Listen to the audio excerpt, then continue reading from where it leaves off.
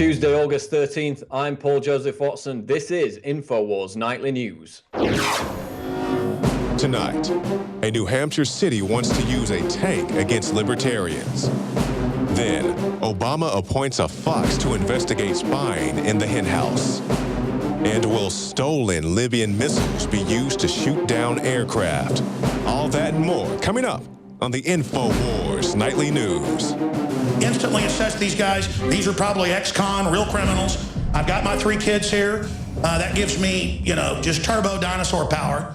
Top story tonight, report. Michael Hastings was investigating CIA Director John Brennan.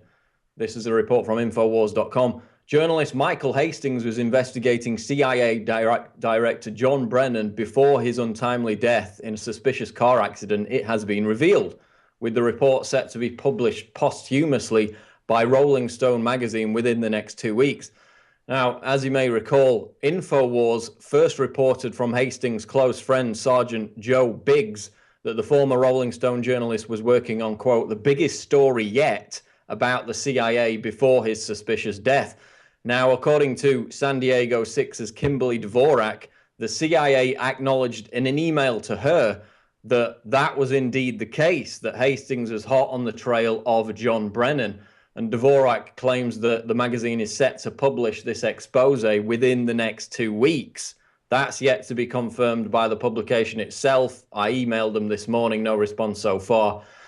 But Brennan, of course, is Obama's former counterterrorism advisor who helped compile the drone program kill list and was labeled in a 2012 Stratfor email hacked by WikiLeaks as being, quote, behind the witch hunts of investigative journalists learning information from inside the Beltway sources.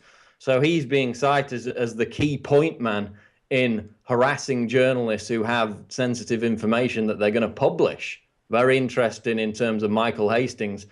So the big question is, was Hastings about to reveal that Brennan had been tasked with targeting independent reporters who were in the business of releasing sensitive information?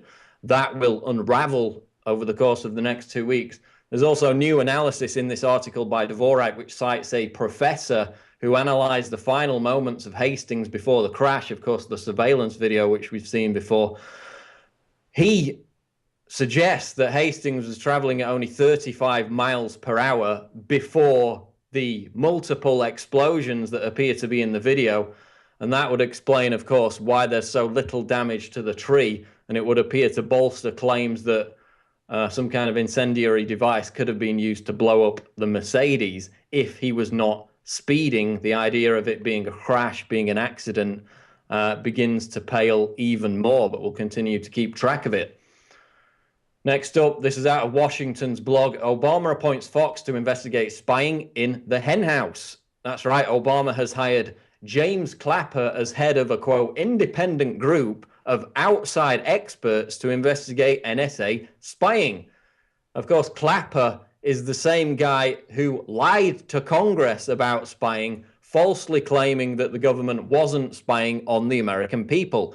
He subsequently had to apologize for Congress for that act of deception. So yet again, we see the administration purporting to offer accountability and oversight, yet appointing insiders who will guarantee damage control. Just as we saw with the 9/11 Commission report, this is not about getting to the truth of the matter and uncovering government malfeasance. It's about covering up the criminal behavior. Because Clapper, of course, is director of national intelligence. He's the spy master in chief, yet he's the, quote, independent figure to provide oversight of the NSA. Barack Obama is literally trolling America. It's like hiring Bernie Madoff to investigate financial fraud, or it's like hiring Charles Manson to track down a serial killer. James Clapper, who lied about NSA spying, is now the independent expert to investigate the NSA. Next story, we are Legion, anonymous presence in the US military. This is out of Liberty Blitzkrieg website. Are we going to see more leaks? Yes. A lot of anonymous members are mid to high rank NCOs. They are well respected, have connections and overly large security clearances. a lot of people who are part of the anonymous culture are just dying at this point for something to come across their table that isn't already out there.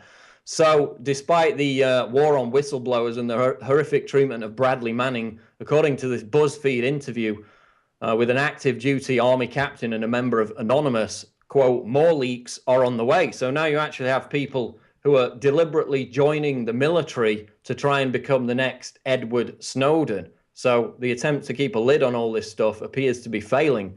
Speaking of whistleblowers, Kurt Nimmo reports Benghazi whistleblower lawyer, stolen Libyan missiles will be used to shoot down aircraft. A former U.S. attorney, Joe DeGenova, who is representing a Benghazi whistleblower, told a Washington, D.C. radio station on Monday that 400 surface-to-air missiles were, quote, stolen in Libya and given to some very ugly people, a.k.a. Al-Qaeda.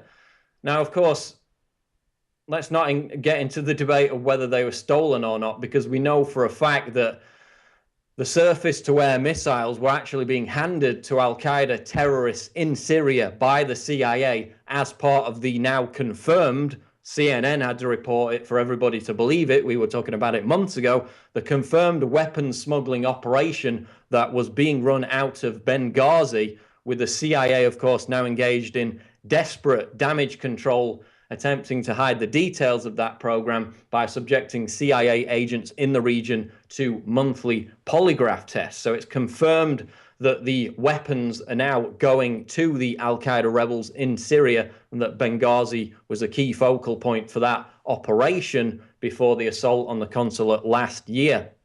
So, you know, when US airliners are being shot down and that's being used to justify military intervention in yet another country, just remember who gave the terrorists those surface-to-air missiles in the first place. Moving on, New Hampshire City wants a tank to use against occupiers and libertarians. This is out of Mother Jones. While the US government, as we just reported, gives surface-to-air missiles to Al-Qaeda terrorists, the police chief in Concord, New Hampshire, is attempting to secure $250,000 from Homeland Security in order to buy a tank to target the real terrorists, occupiers and libertarians. And this is what the police chief, who was later forced to apologize when this went public, wrote in a filing to secure funding for this armored vehicle. Quote, the state of New Hampshire's experience with terrorism slants primarily towards the domestic type. The filing reads, we are fortunate that our state has not been victimized from a mass casualty event from an international terrorism strike. However, on the domestic front, the threat is real and here. Groups such as the Sovereign Citizens, Free Staters, and Occupy New Hampshire are active and present daily challenges. So there you have it. Once again, they're identifying peaceful political activists like libertarians and occupiers, Occupy Wall Street movement, as domestic terrorists and trying to buy tanks with DHS help to be used against those peaceful political groups. Once again, the real targets of the war on terror are domestic political activists. Newly published study proves watching television dumbs down young children. This is a recent study published by Nature.com. And the conclusion was this, that watching television for young people increases in total television time at 29 months were associated with subsequent decreases in vocabulary and math skills, classroom engagement, which is largely determined by attention skills, victimization by classmates, and physical prowess at kindergarten. So this study found that all those spheres, maths, vocabulary, even physical prowess, was negatively impacted by watching television at 29 months of age for these toddlers and young children.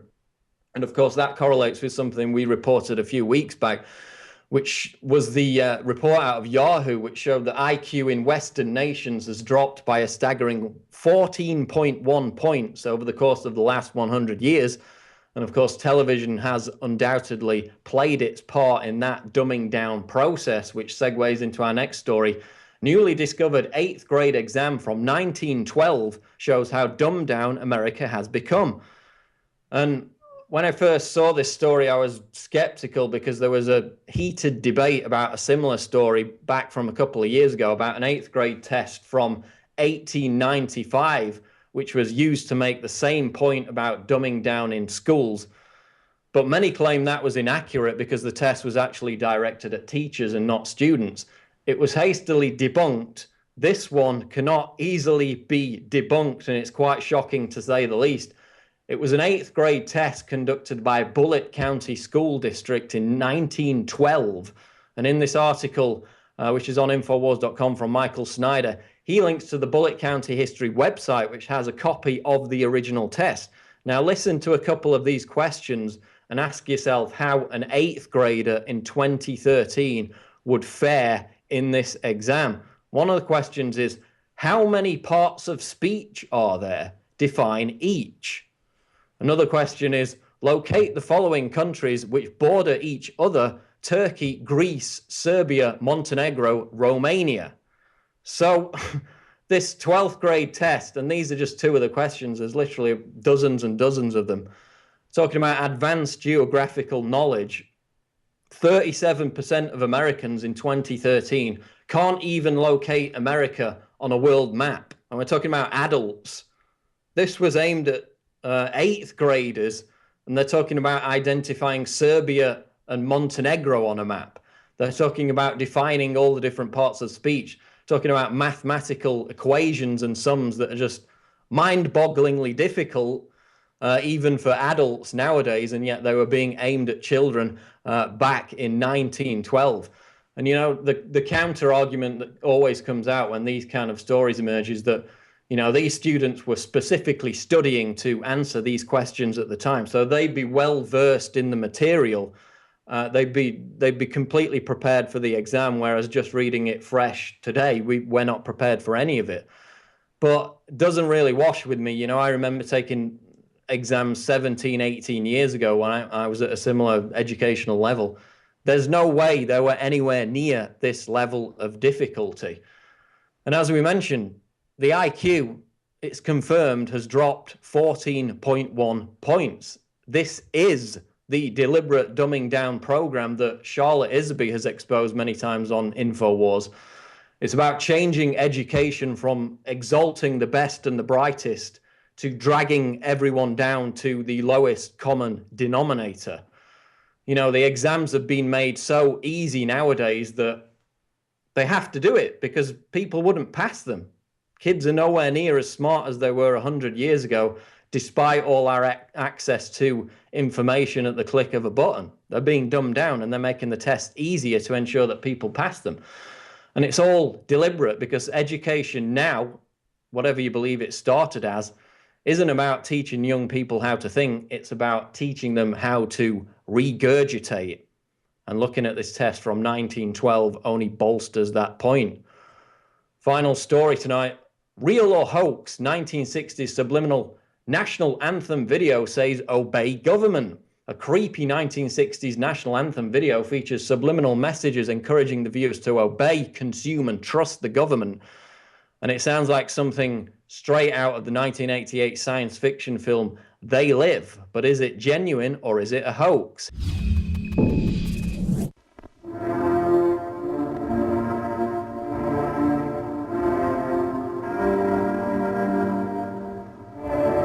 Did you see the letters change at the bottom? Let's watch it again in even slower frame-by-frame motion.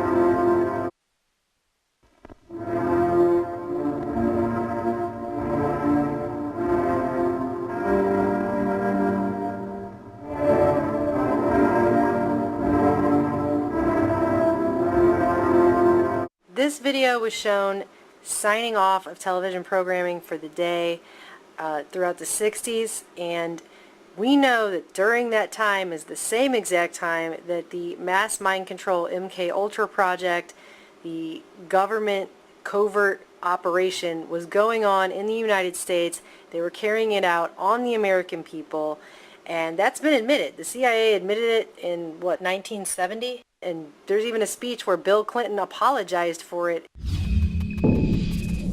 Now, if you watch the analysis of this video, which is in the YouTube version on the Infowars article, you'll clearly see that when it's slowed down, the following text becomes visible. Trust the US government. God is real, God is watching. Believe in government God. Rebellion will not be tolerated. Obey, consume, obey, consume. Buy MK Ultra, buy MK Naomi. Worship, consume, obey, believe. Do not question government. So all these words are scrolling across. You can't see them at real speed, but if you slow it down, you can. So is it real or is it a hoax? Well, the debate still rages. There doesn't seem to be any definitive conclusion from what I've seen. But the fact that the messages so closely resemble those used in They Live, the classic dystopian sci-fi film, does suggest that it is a clever hoax. But no one's taken responsibility for it. Of course, the irony now is that this kind of subliminal messaging isn't really required as a primary tool of brainwashing. They still use it in advertising. But most of the social engineering now is done through storylines in popular TV shows, which they can use to sell any attitude, product, or demonize any political belief, as we see on a regular basis. But again, is it real? Is it a hoax? It's certainly creepy. And I invite you to go and watch that video on Infowars.com. Quote of the day now. Quote, our job is to give people not what they want, but what we decide they ought to have. That's Richard Salant, former president, CBS News. He said that back in the 70s. And, you know, now that Americans are finally becoming aware of to what degree exactly their media is controlled, we're now seeing polls that show 77% of the American public distrust mainstream television news. And that's one reason why more and more people are turning to Infowars and other independent media outlets for a real alternative. We're going to go to a break now, but coming up, David Knight talks to Press for Truth's Dan Dix, who is shooting footage for the Obama Deception 2, about police harassment that he's encountered across the country simply for filming. Stay tuned.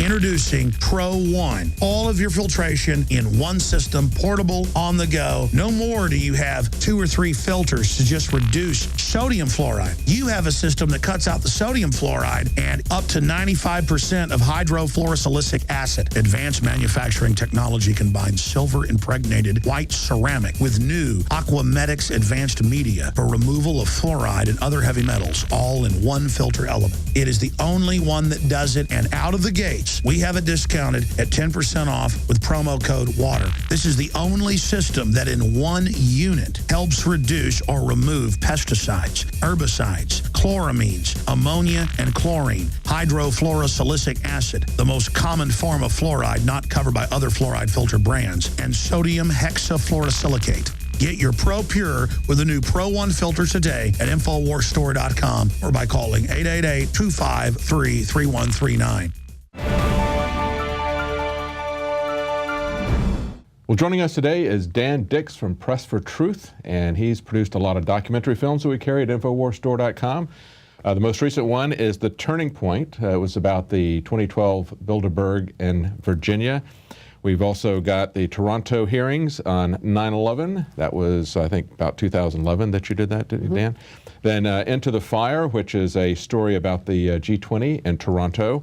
And then United We Fall, which is about the North American Union. So you got quite a bit of variety here, Dan. Welcome. Yeah, thank you for having me. Tell us a little bit about Press for Truth. That's your organization that you've got on your website as well as your documentaries. Yeah, Press for Truth is an independent media outlet that I started back in 2006. Basically just covering events that the mainstream media often fails to report on. So I just began covering various events like protests, and started coming across some very interesting protests and finding out, riot footage and different kinds of rallies. So it just began as documenting certain events just to put videos out on YouTube. And that eventually grew into making full-length, feature-length documentary films eventually. So that's pretty much it in a nutshell. Press for Truth is just me and a couple other guys basically covering everything we can from the Canadian perspective. I find sometimes that's not necessarily getting covered enough, so I tend to focus on that. It's not exclusively for Canadians, but that's somewhat of the focus there with Press for Truth. And I noticed that we were talking just before we started the interview, several short documentaries submitted for Operation Paul Revere from Andrew Demeter, and he always had Press for Truth there. So how's he associated with your organization? Those were good documentaries. Yeah. Andrew Demeter is doing great work, a young 15-year-old. Really? Only 15? 15 wow. years old. Wow. Doing amazing stuff. Yes. So I put out a call a while back about bringing on some correspondents, and I saw that Andrew was doing great work, so I wanted to get him involved with what I'm doing. So he's been putting together some excellent video reports for Press for Truth. He covered a variety of topics. Now, your stuff seems to be kind of more focused on globalism and the global elites. Globalization, the whole New World Order agenda, basically, is what we focus on, which encompasses a whole lot of things. That's why we went to cover the Bilderberg. I covered Bilderberg 3 times now. First time was back in 2006. And then we did it again in Chantilly, and then again this year in London. So we focus on organizations like that as well, obviously, and put together the Turning Point to show what's going on with those guys. Good. Now, one of the ones I'm interested in here, too, that I haven't seen is the Toronto hearings on 9/11. You present a lot of evidence to a panel of experts. I was just talking to a fellow in the UK, Tony Rook, who's looking to do that. His background, his father was a police officer. And so he did a documentary about a police officer who woke up to 9/11. And what happened to him, basically he got booted out of the police service. But he wanted to present that evidence to police and to judges because it's been his experience that a lot of them who are just ordinary, honest cops, once they're presented with the evidence, they're absolutely astounded because they just haven't seen it. What was your experience with Toronto 9/11? What kind of panel of experts did you have that you were presenting that to? Well, this was a 4-day event where there were expert eyewitnesses, architects, engineers, scientists who were presenting their information to a whole panel. 10 years, 11 years at that point of research have gone into these guys' work, and it was a 4-day event, and we documented the entire thing, and I got an opportunity to interview all of the people who were speaking there. So this is not so much a documentary, it's a 6-hour-long informational DVD package, basically, of kind of all the latest information on what's going on with... all different disciplines. All different disciplines of people studying 9/11 for the past 11 years, basically. So it was, like I said, a 4-day event. We managed to condense it all down to 6 hours. So that particular DVD is just jam-packed with the latest info on all the stuff going on with 9/11. And it's amazing because as I go through it, everybody's got some level of expertise. Even if they don't have a level of expertise, they've seen building demolitions before. Yeah. Right? Yeah.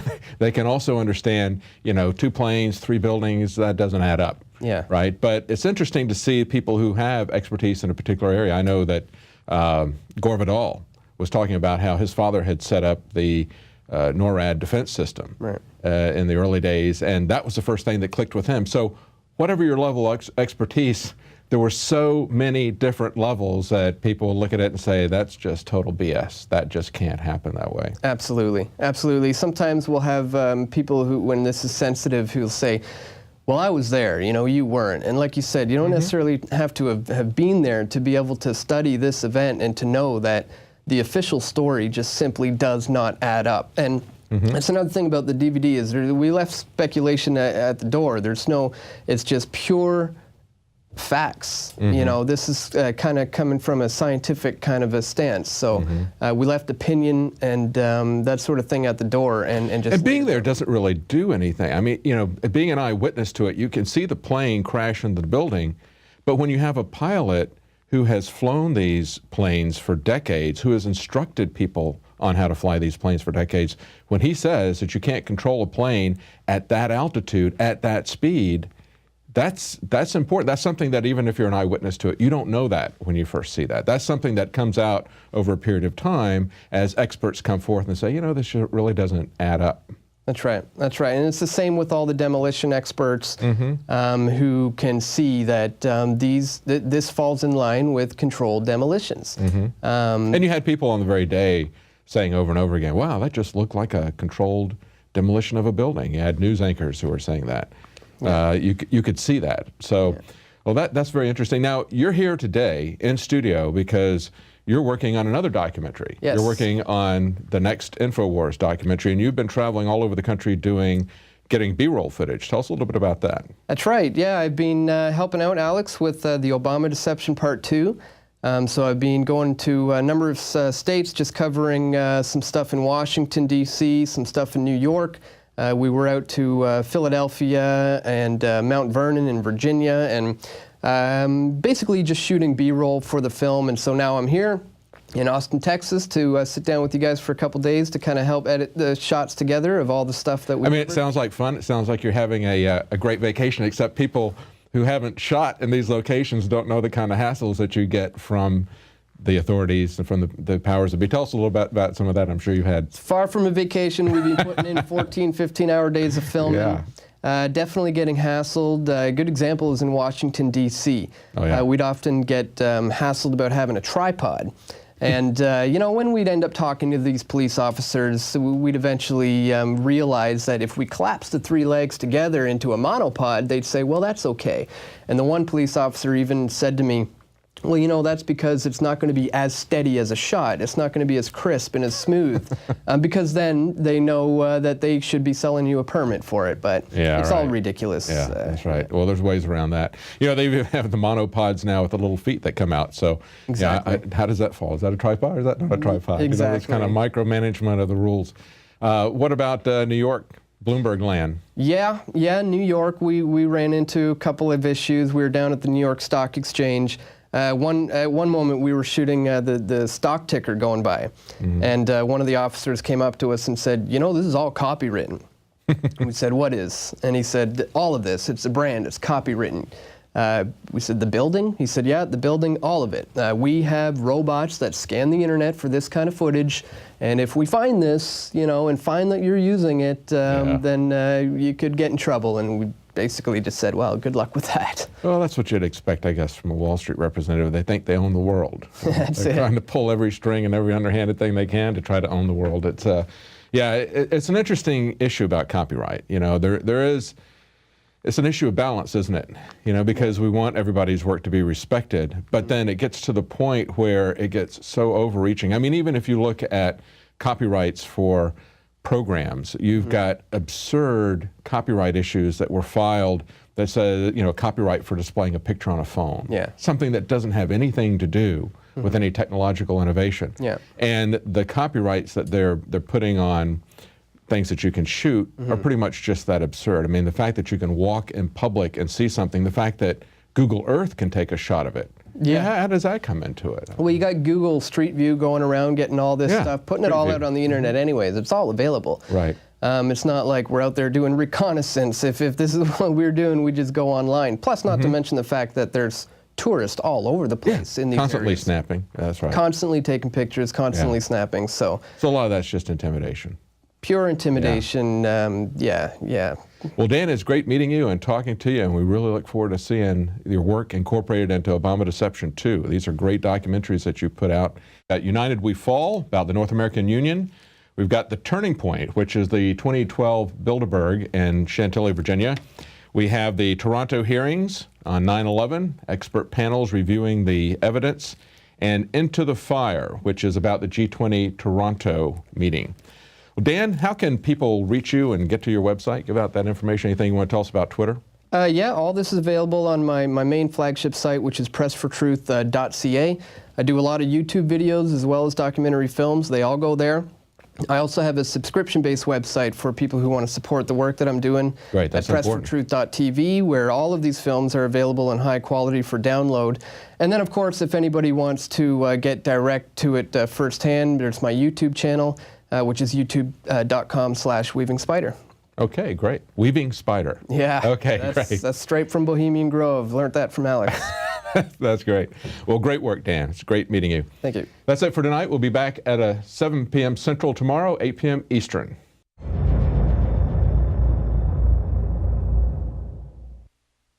Now you can watch The Alex Jones Show live as it happens at Infowars.com/show. You'll find links to all of our content there and a free 15-day trial for Prison Planet TV. More than 60 movies and documentaries all in one place at Infowars.com/show.